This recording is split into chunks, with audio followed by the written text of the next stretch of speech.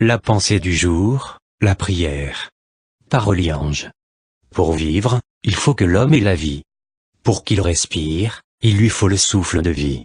Notre esprit ne peut vivre que lorsque nous avons une vie de prière, et il ne peut se connecter avec l'Esprit de Dieu que lorsqu'il respire par la prière.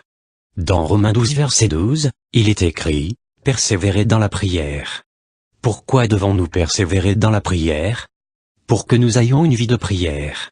Et pour avoir cette vie de prière, nous devons persévérer dans la prière jusqu'à ce que la prière devienne un plaisir.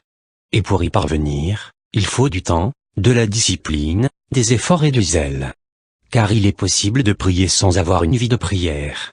Il est possible de faire une prière sans avoir une vie de prière, mais il est impossible d'avoir une vie de prière sans prier et sans faire une prière. Dans 1 Thessaloniciens 5 verset 17, il est écrit, « Priez sans cesse ». Nous ne sommes pas tous appelés à être apôtres, prophètes, pasteurs, diacres, mais nous sommes tous appelés à prier et à intercéder. Car la prière est la respiration de l'homme intérieur, c'est-à-dire la respiration de notre esprit. Lorsque nous intercédons pour quelqu'un, nous investissons dans la vie de celui ou celle pour qui nous prions.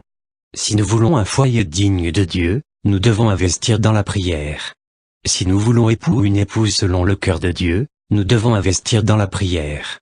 Si nous voulons un ministère puissant pour la gloire de Dieu, nous devons investir dans la prière.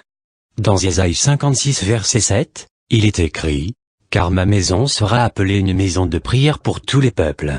La prière est une preuve de foi et d'amour. Une prière pour aujourd'hui, Seigneur Jésus, aide-moi à progresser dans ma vie de prière. Amen. Jésus-Christ revient bientôt. Où passeras-tu ton éternité?